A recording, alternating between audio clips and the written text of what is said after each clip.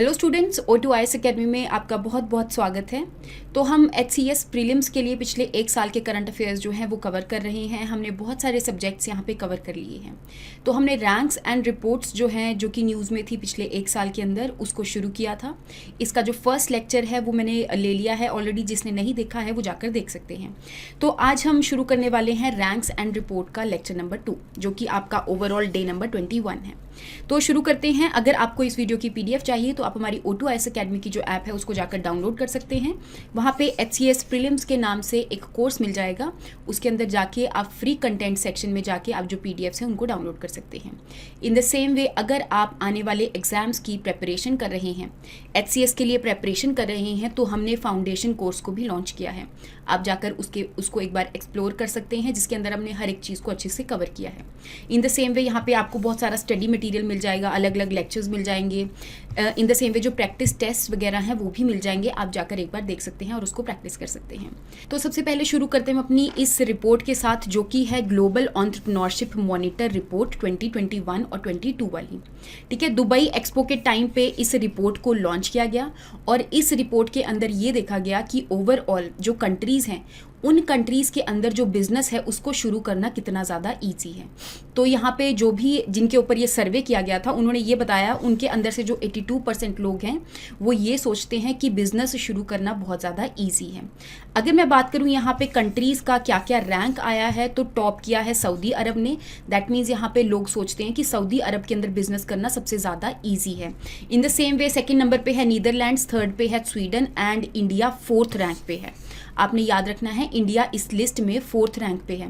That means India के अंदर भी बिजनेस करना इजी है, ऐसा लोग सोचते हैं, क्योंकि हमारे यहाँ पे भी बहुत सारी ऐसी इंप्रूवमेंट्स वगैरह हुई है ना, लोन इजीली मिल जाता है, दैन इज इंफ्रास्ट्रक्चर डेवलप हो रहा है। बिजनेस शुरू करने के लिए जो अलग अलग चीज़ें हैं, ईज ऑफ डूइंग बिजनेस है, वो बहुत ज़्यादा इंप्रूव किया है हमारी कंट्री के अंदर। नेक्स्ट हम बात करते हैं टॉम ट्रैफिक इंडेक्स रैंकिंग के बारे में। तो ऑल ओवर दी वर्ल्ड यहाँ पे कुछ सिटीज़ हैं जिनको रैंक किया जाता है और ये देखा जाता है कि उन सिटीज़ के अंदर कंजेशन कितना ज़्यादा है। तो यहाँ पे सबसे ऊपर जो सिटी आई वो है टर्की की इस्तांबुल। इन द सेम वे हमारी यहाँ पे 3 सिटीज़ हैं, 2 सिटीज़ हैं जो कि टॉप 10 के अंदर हैं।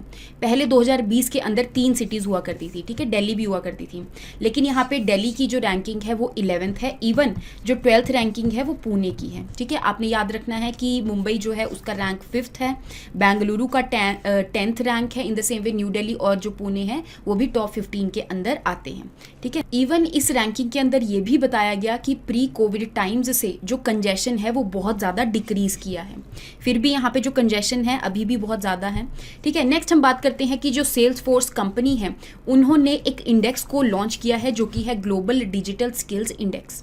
इसके नाम से ही क्लियर हो रहा है कि ग्लोबली ये कंट्रीज़ को रैंक करेगी और यहाँ पे ये चेक करेगी कि लोगों के अंदर डिजिटल स्किल्स कितनी ज़्यादा आई है। जैसे अगर हमने कोई चीज़ ऑनलाइन ट्रांसफ़र वगैरह करनी होती है तो उसके लिए भी स्किल्स की रिक्वायरमेंट होती है।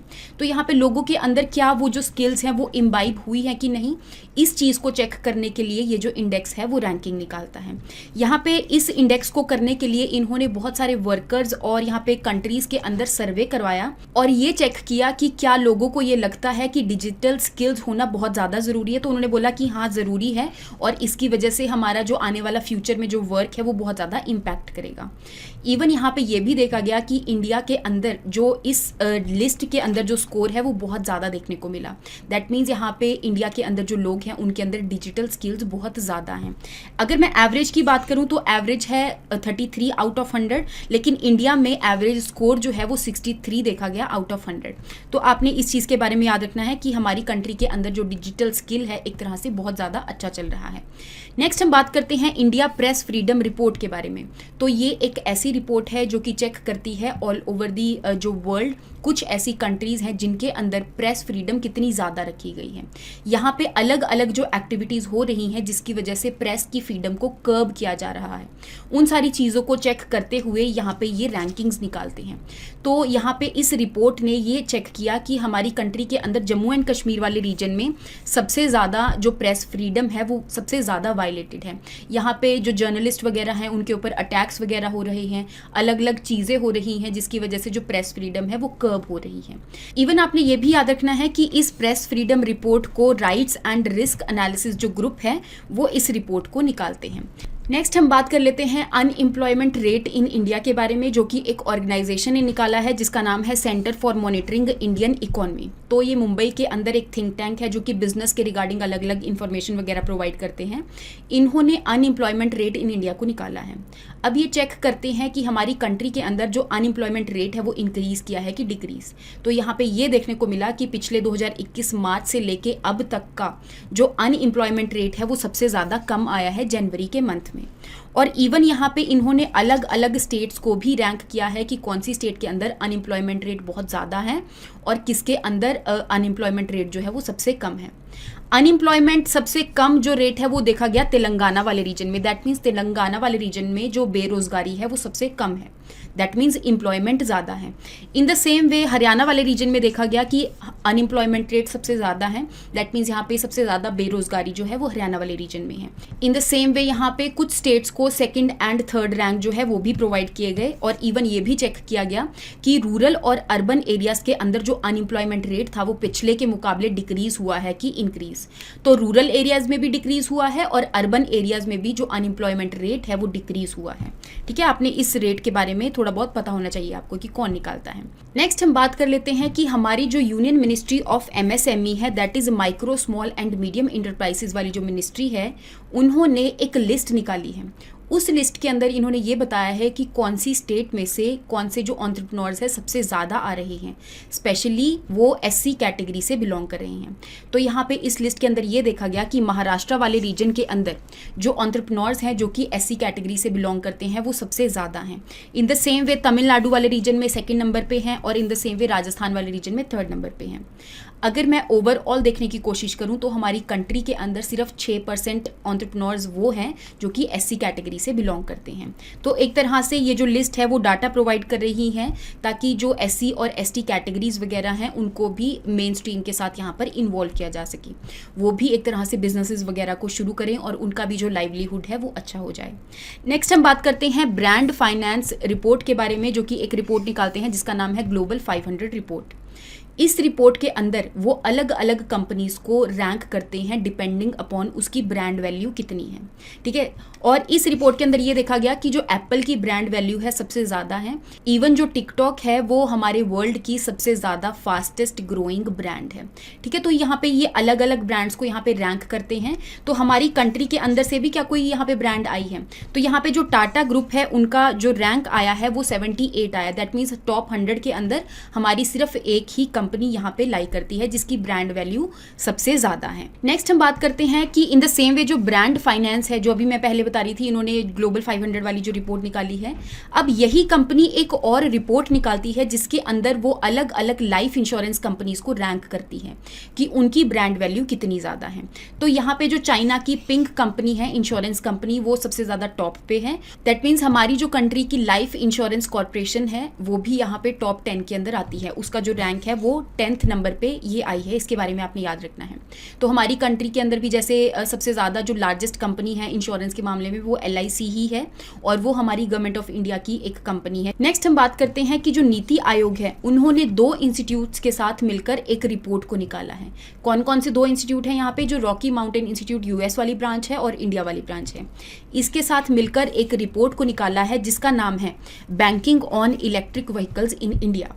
अब यहाँ पे आपको पता होगा कि जैसे कि जो अलग अलग सेक्टर्स हैं, जब उनको लोन वगैरह की ज़रूरत है तो वो बैंक्स को अप्रोच करते हैं और RBI ने यहाँ पे कुछ गाइडलाइंस निकाली है जिसके तहत RBI ने कुछ सेक्टर्स को प्रायोरिटी सेक्टर लैंडिंग की लिस्ट में इंक्लूड किया हुआ है। जैसे एग्रीकल्चर को इंक्लूड किया हुआ है। दैट मीन्स यहाँ पे जो बैंक है उनको कंपलसरी होता है कि उनके जो नेट क्रेडिट है उसका कुछ परसेंटेज जो है उनको एग्रीकल्चर सेक्टर्स वगैरह को ही एक तरह से इशू करना पड़ता है। इन द सेम वे इस रिपोर्ट के अंदर ये बताया गया कि आपको जो इलेक्ट्रिक व्हीकल्स वाला सेक्टर है उसको प्रायोरिटी सेक्टर लैंडिंग के अंदर इंक्लूड कर देना चाहिए, ताकि यहाँ पे जो लोग हैं एक तरह से उसके रिगार्डिंग लोन्स ले सकें और हमारी कंट्री के अंदर जो इलेक्ट्रिक व्हीकल्स की डिमांड है वो एक तरह से इंक्रीज कर सके और यहाँ पे हमारे इन्वायरमेंट को कम से कम जो नुकसान है वो हो सके, क्योंकि जो इलेक्ट्रिक व्हीकल्स है उसके अंदर एमिशंस वगैरह नहीं होते हैं, ठीक है, उसके अंदर पेट्रोल वगैरह नहीं यूज़ होता है। तो आपने इस चीज़ के बारे में, इस रिपोर्ट के बारे में याद रखना है जो कि नीति आयोग ने निकाली है। नेक्स्ट हम बात करते हैं कि इंटरनेशनल लेबर ऑर्गेनाइजेशन की एक रिपोर्ट है जिसको हम बोलते हैं world employment and social outlook report. इस रिपोर्ट के अंदर जो इंटरनेशनल लेबर ऑर्गेनाइजेशन है वो बताती है कि ऑल ओवर दी वर्ल्ड जो एम्प्लॉयमेंट रेट है वो कितना ज़्यादा इंक्रीज़ किया है या डिक्रीज़ किया है। एक तरह से अनएम्प्लॉयमेंट और एम्प्लॉयमेंट का स्टेटस जो है वो इस रिपोर्ट से पता चलता है। तो यहाँ पे इस रिपोर्ट के तहत यहाँ पे कुछ की फाइंडिंग्स जो है वो सामने आई है, जैसे कि इस रिपोर्ट ने बताया कि ग्लोबली जो अनएम्प्लॉयमेंट लेवल है वो बहुत ज़्यादा इंक्रीज़ किया है। इन द सेम वे इन्होंने बताया कि जो वर्किंग आवर्स है वो डिक्रीज़ करे हैं। इन द सेम वे इन्होंने एक और चीज़ बताई है कि जो ग्लोबल लेबर फोर्स पार्टिसिपेशन है वो यहाँ पे डिक्रीज किया है। लेबर फोर्स पार्टिसिपेशन क्या होता है बेसिकली, कि जो लोग एम्प्लॉयड हैं या फिर जो लोग जॉब्स वगैरह ढूंढ रहे हैं वो डिक्रीज किए हैं। दैट मीन्स यहाँ पे जो लोग हैं वो डिस्करेज हो गए हैं बहुत ज़्यादा, क्योंकि यहाँ पे जो एम्प्लॉयमेंट वगैरह है, जॉब्स वगैरह है वो ईजिली अवेलेबल नहीं है। नेक्स्ट हम बात करते हैं कि ऑक्सफैम इंडिया एक रिपोर्ट निकालता है जो कि है इन इक्वालिटी किल्स। इस रिपोर्ट के अंदर जो ऑक्सफैम है वो ये चेक करता है कि हमारी कंट्री के अंदर जो एक तरह से वेल्थ है वो किन लोगों के पास सबसे ज़्यादा कंसंट्रेटेड है। तो यहाँ पे ये देखने को मिला कि जो पहले 10 लोग हैं उनके पास हमारी कंट्री की 57% वेल्थ है। इन द सेम वे जो नीचे वाले 50% लोग हैं उनके पास सिर्फ हमारी कंट्री की 13% वेल्थ है। दैट मीन्स यहाँ पे जो वेल्थ है वो एक तरह से इक्वली डिस्ट्रीब्यूटेड नहीं है और इसीलिए हमारी जो कंट्री है वो बहुत ज़्यादा एक तरह से अनइक्वल है। नेक्स्ट हम बात करते हैं कि एक सीरियम ऑर्गेनाइजेशन है, उन्होंने एक रिपोर्ट निकाली है जिसके अंदर वो अलग अलग इंटरनेशनल एयरपोर्ट्स को रैंकिंग प्रोवाइड करते हैं। ठीक है, जो सीरियम ऑर्गेनाइजेशन है एविएशन के ऊपर डाटा वगैरह निकालते हैं और यहाँ पे इस लिस्ट के अंदर जो इंटरनेशनल एयरपोर्ट जिनको इन्होंने इनलिस्ट किया हुआ है इसमें ये चेक करते हैं कि क्या उस इंटरनेशनल एयरपोर्ट के ऊपर ऑन टाइम डिपार्चर्स हो रही हैं कि नहीं। दैट मीन्स उन इंटरनेशनल एयरपोर्ट के ऊपर पंचुअलिटी का ध्यान रखा जा रहा है कि नहीं। तो यहाँ पे फर्स्ट, सेकंड और थर्ड रैंक पे अलग अलग जो एयरपोर्ट्स हैं वो देखने को मिले, जैसे कि फर्स्ट रैंक पे यूएस का एयरपोर्ट है, देन सेकंड और थर्ड रैंक पे जापान का एयरपोर्ट है। इन द सेम वे यहाँ पे 8th रैंक पे हमारी इंडिया का जो चेन्नई एयरपोर्ट है इंटरनेशनल एयरपोर्ट वो भी यहाँ पे देखने को मिला। दैट मीन्स यहाँ पे चेन्नई एयरपोर्ट के ऊपर पंचुअलिटी का बहुत ज़्यादा ध्यान रखा जाता है। नेक्स्ट हम बात करते हैं डेमोक्रेसी इंडेक्स के बारे में, जो कि एक इंस्टीट्यूट निकालता है, एक ऑर्गेनाइजेशन निकालती है जिसका नाम है द इकोनॉमिस्ट इंटेलिजेंस यूनिट।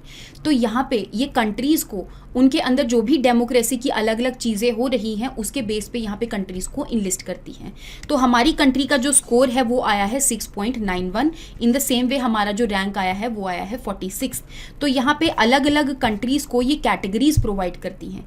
क्योंकि हमारा जो रैंक है वो 6.91 आया है, दैट मीन्स हमारी जो कंट्री है वो फ्लॉड डेमोक्रेसी की कैटेगरी के अंदर लाई करती है।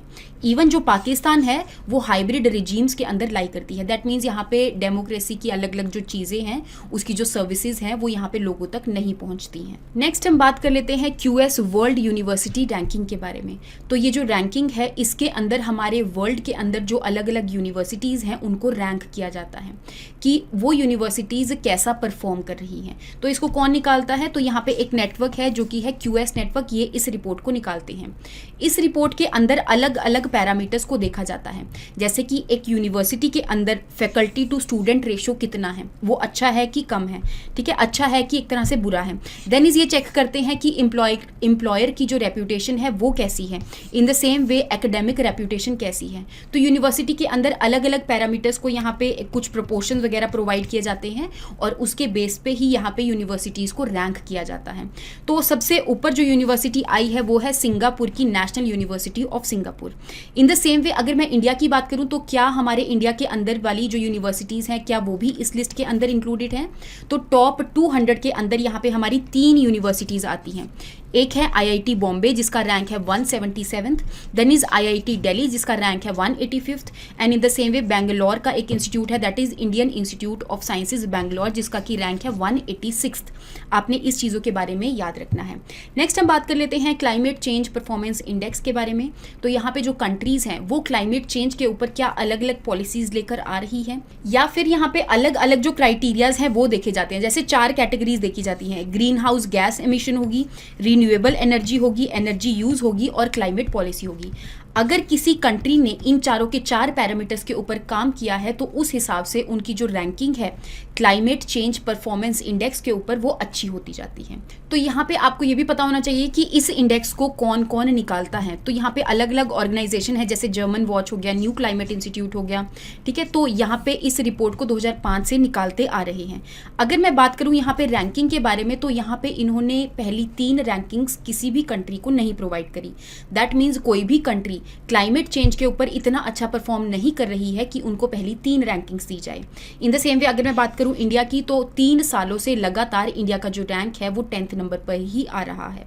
दैट मीन्स हमारी कंट्री के अंदर क्लाइमेट चेंज के ऊपर बहुत ज़्यादा काम कर रहे हैं, इसी वजह से हमारा जो रैंक है एक तरह से 10th आ रहा है और धीरे धीरे हमें और इस रैंक को इम्प्रूव करने की ज़रूरत है। नेक्स्ट हम बात कर लेते हैं logistic ease across different state 2021 index के बारे में, जो कि हमारी ministry of commerce and industry निकालती है।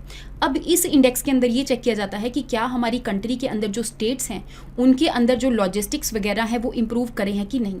लॉजिस्टिक्स का मतलब यहाँ पे ये है कि अगर कोई भी चीज़ प्रोड्यूस होती है उसके पॉइंट ऑफ ओरिजिन से लेके जब वो मार्केट तक पहुँचती है तो क्या वो कितनी जल्दी पहुँच जाती है, वो उतनी जल्दी ही पहुँचेगी जितनी ज़्यादा यहाँ पे आसपास डेवलपमेंट होगी। दैट मीन्स जितना ज़्यादा अच्छा इंफ्रास्ट्रक्चर होगा, जितनी ज़्यादा अच्छी पॉलिसीज़ होंगी, उसी की वजह से जो कोई भी चीज़ प्रोड्यूस हुई है वो जल्दी से जल्दी मार्केट तक पहुंच जाएगी। जिन भी स्टेट्स ने अलग अलग ऐसे काम किया है पॉलिसीज बनाने के लिए, तो उनको यहाँ पे अलग अलग जो रैंक्स है वो प्रोवाइड किए गए हैं। तो यहाँ पे रैंकिंग प्रोवाइड करते हुए उन्होंने देखा कि सबसे ऊपर जो स्टेट है वो गुजरात है। दैट मीन्स इसमें जो लॉजिस्टिक्स का ईज है वो सबसे ज़्यादा है। इन द सेम वे इन्होंने अलग अलग कैटेगरीज के अंदर स्टेट्स को यहाँ पे जो रैंकिंग्स है वो प्रोवाइड करी है। जैसे कि हिमालयन स्टेट्स की कैटेगरी अलग बना दी, नॉर्थ ईस्टर्न स्टेट की कैटेगरी अलग बना दी। In the same way UTs की जो कैटेगरी है वो अलग बना दी, जिसके अंदर अलग अलग जो यूटीज़ होगी और स्टेट्स वगैरह होगी उनकी जो फर्स्ट रैंक है वो आया है। यहाँ पे कई जो स्टेट्स हैं उनकी बहुत ज़्यादा इंप्रूवमेंट देखने को मिली है। जैसे कि अगर मैं उत्तर प्रदेश की बात करूँ, उत्तर प्रदेश का 2019 के अंदर जो रैंक था वो 13 था और उत्तर प्रदेश के अंदर जो इंफ्रास्ट्रक्चर वगैरह है वो बहुत ज़्यादा डेवलप कर गया है, जिसकी वजह से उसका जो रैंक है वो अब 6th नंबर पे आ गया है। तो आपने इस लॉजिस्टिक्स ईज वाली जो रिपोर्ट है इसको एक्सपोर्ट प्रिपेयर्डनेस इंडेक्स के साथ कंफ्यूज नहीं करना है, जो कि मैंने कल पढ़ाया था आपको, जो कि नीति आयोग निकालता है। ठीक है, उसके अंदर ये चेक किया जाता है कि कितनी जो स्टेट्स हैं वो एक्सपोर्ट्स वगैरह कर रही हैं। वो भी इसी चीज़ पे डिपेंड करता है कि उसके अंदर इंफ्रास्ट्रक्चर कितना ज़्यादा डेवलप्ड है, उनके अंदर जो पॉलिसीज़ वगैरह है कितनी ज़्यादा हैं। ठीक है, नेक्स्ट हम बात कर लेते हैं कि नीति आयोग ने डोनर मिनिस्ट्री के साथ मिलकर एक इंडेक्स निकाला है जो कि है north eastern region district SDG index. ठीक है, यहाँ पे एक मिनिस्ट्री है जो कि नॉर्थ ईस्टर्न रीजन के लिए स्पेसिफिकली एक मिनिस्ट्री बनाई गई है, जिसको हम डोनर मिनिस्ट्री कह देते हैं। That is development of north eastern region वाली मिनिस्ट्री कह देते हैं। इन्होंने नीति आयोग के साथ SDG के ऊपर एक इंडेक्स निकाला है। That means north eastern region के अंदर सस्टेनेबल डेवलपमेंट के ऊपर कितना ज़्यादा ध्यान दिया जा रहा है। सस्टेनेबल डेवलपमेंट गोल्स जो हैं, 17 गोल्स हैं, उनको अचीव करने के लिए कितना ज़्यादा ध्यान दिया जा रहा है, उसके बेस पे यहाँ पे जो नॉर्थ ईस्टर्न रीजन की जो स्टेट्स हैं उनको रैंक किया है। तो यहाँ पे टोटल 8 स्टेट्स हैं सिक्किम को इंक्लूड करके, और बाकी जो 7 सिस्टर्स हैं उनको इंक्लूड करके 8 की 8 स्टेट्स को यहाँ पे रैंक किया है। तो यहाँ पे ये देखा गया कि जो ईस्ट सिक्किम डिस्ट्रिक्ट है वो टॉप पे आ रहा है। दैट मीन्स उसके अंदर जो सस्टेनेबल डेवलपमेंट गोल्स हैं उसके ऊपर ध्यान दिया जा रहा है और उसके ऊपर सबसे ज़्यादा काम किया जा रहा है। नेक्स्ट हम बात कर लेते हैं ग्लोबल साइबर सिक्योरिटी इंडेक्स के बारे में, जो कि इंटरनेशनल टेलीकम्युनिकेशन यूनियन जो है वो इस इंडेक्स को निकालते हैं। अब इस इंडेक्स के अंदर ये चेक किया जाता है कि जो कंट्रीज़ हैं क्या उन कंट्रीज़ के अंदर साइबर सिक्योरिटी के ऊपर ध्यान दिया जा रहा है। दैट मीन्स यहाँ पे हर एक चीज़ ऑनलाइन हो गई है, और ऑनलाइन होने की वजह से यहाँ पे जो एक तरह से हैकिंग वगैरह है वो बहुत ज़्यादा इंक्रीज़ कर सकती है। ठीक है, सॉफ्टवेयर हैकिंग वगैरह है, कंप्यूटर हैकिंग वगैरह बहुत ज़्यादा इंक्रीज़ कर सकती है। तो उसको ध्यान में रखते हुए क्या कंट्रीज़ के अंदर साइबर सिक्योरिटी जो है वो एक तरह से इम्प्रूव करी है, उसके ऊपर अगर किसी कंट्री ने ध्यान दिया है तो उसके बेस पे यहाँ पे इस लिस्ट को निकाला जाता है। तो 2018 के अंदर जो इंडिया का रैंक था वो 47 था, और अभी 2020 के अंदर इंडिया ने एक तरह से बहुत अच्छा इंप्रूवमेंट दिखाई है।